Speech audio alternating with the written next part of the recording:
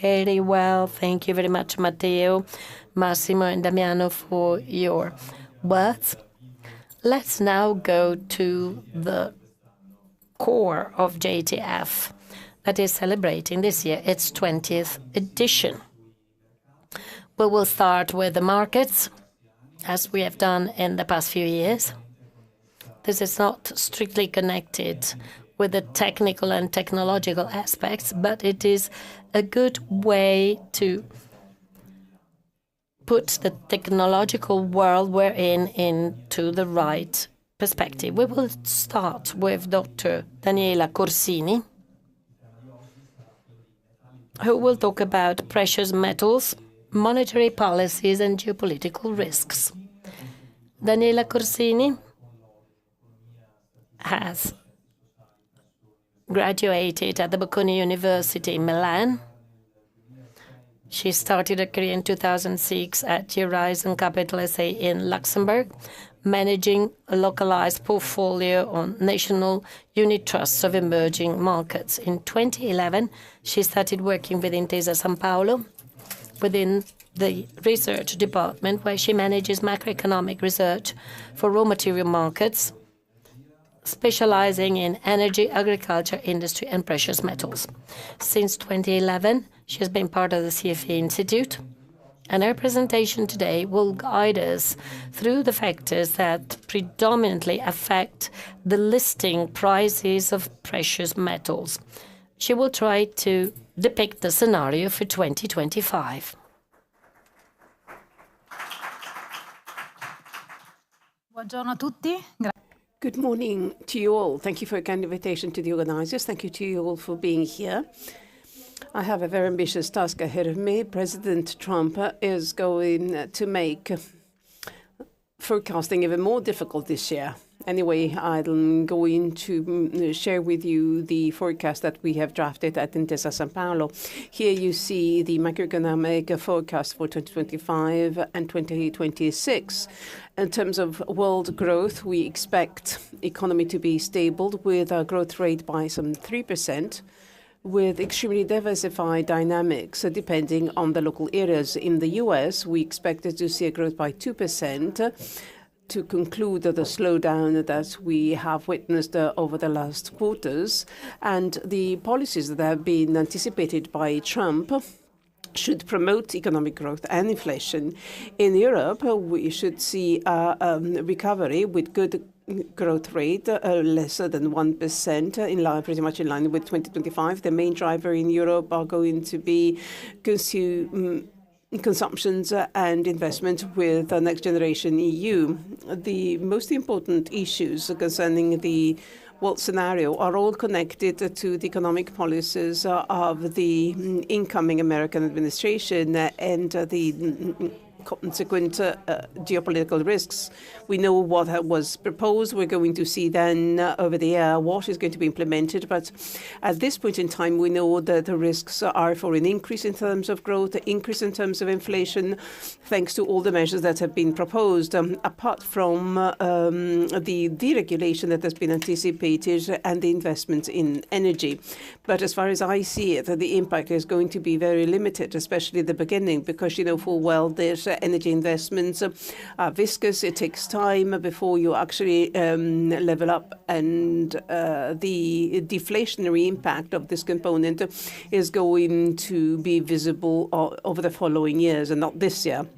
All these policies make it much more complicated to perform as a central bank. Here, I've represented the Fed, the American Central Bank, and the European Central Bank. Both will go on cutting interest rates for some months, but the risk is that the Federal Reserve in the US should stop cutting before anticipated. It might probably have the top of cuts at June last, and probably only once if inflation and economic recovery are going to proceed more rapidly than expected.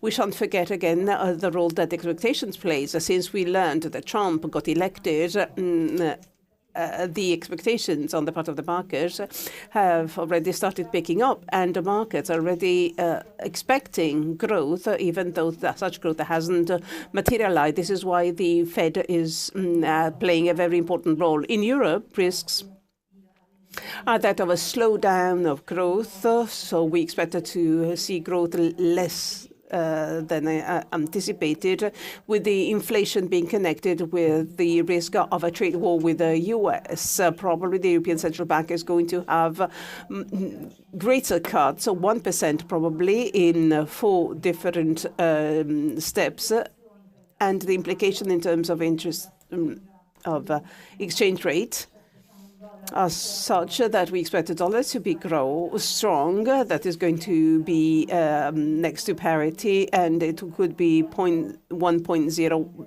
to 1.03 against euro.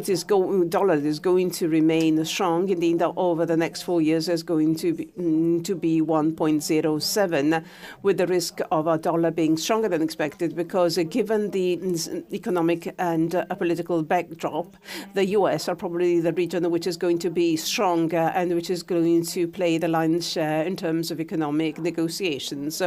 As for the impact on raw materials, well, there's going to be extremely diverse, and it is pretty difficult at the moment to identify clear shifts. So you see that individual policies that have been proposed by the US administration may have different impact on different raw materials. Let me focus on the last bar, i.e. gold. As you see, that there are elements that are going to press gold upwards, and other policies that might bring about a decline in the value of gold. So in case of fiscal policies with lower taxes, that should lead to positive effects on the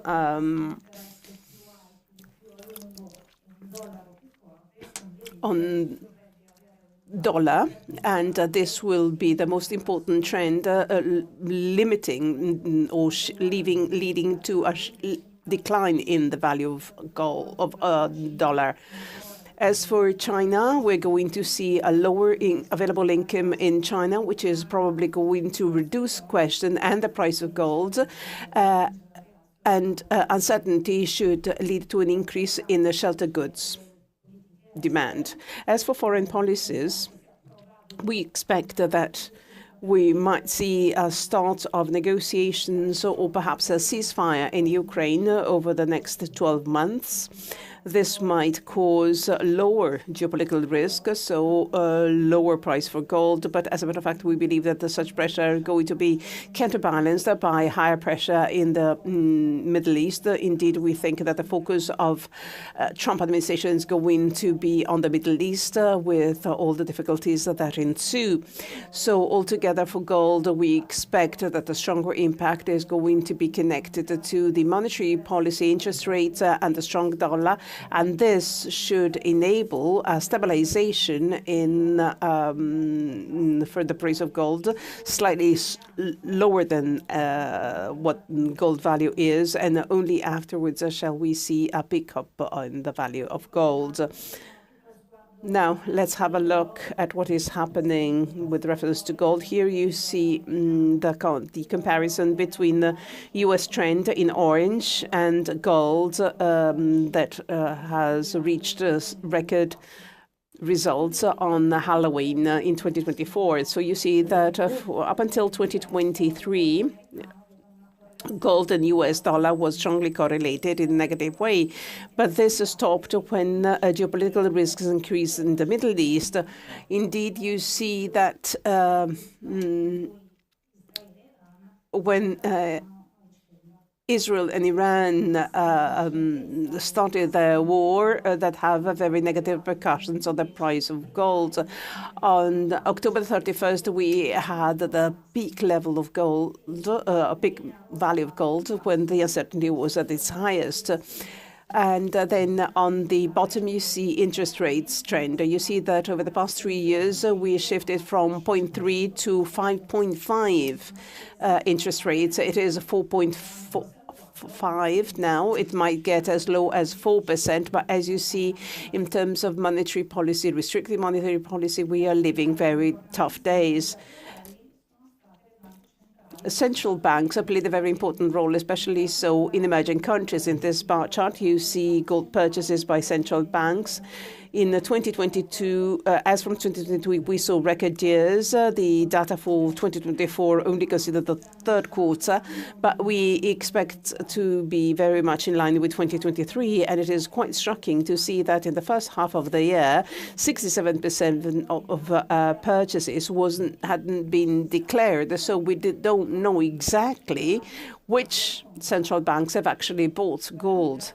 And looking at the preliminary data for the third quarter, apparently the bar is going to be even higher. Indeed, after 2022, we had an explosion of purchases because the sanctions against Russia worried emerging countries that they look at gold as if it were a golden opportunity to stock a very important resource which is not subject to sanctions and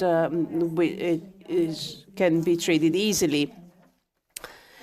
On the right-hand side, you see the gold held and declared by the People's Banks of China. 50 million ounces have been bought over 22 years, and there has been quite an important increase over the past 18 months, and this led to this peak being reached in 2024.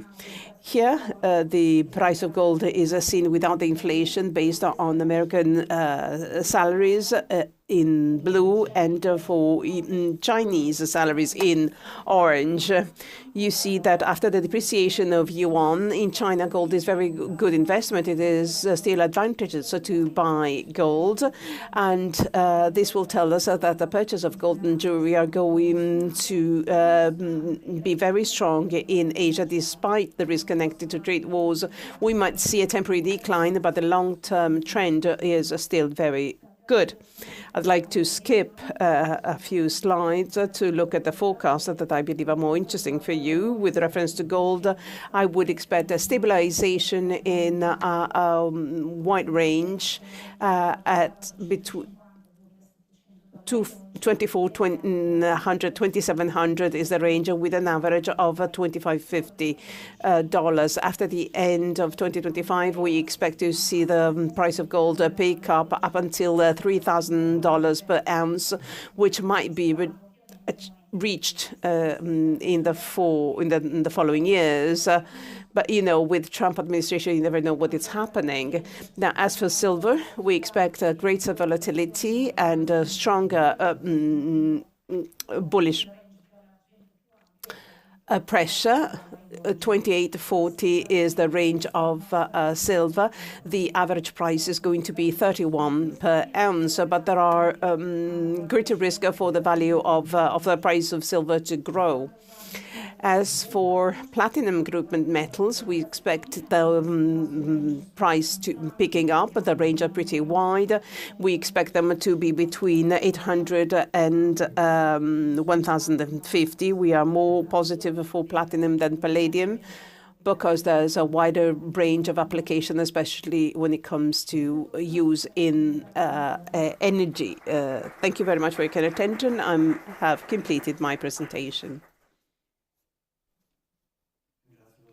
Thank you very much, Mrs. Corsini.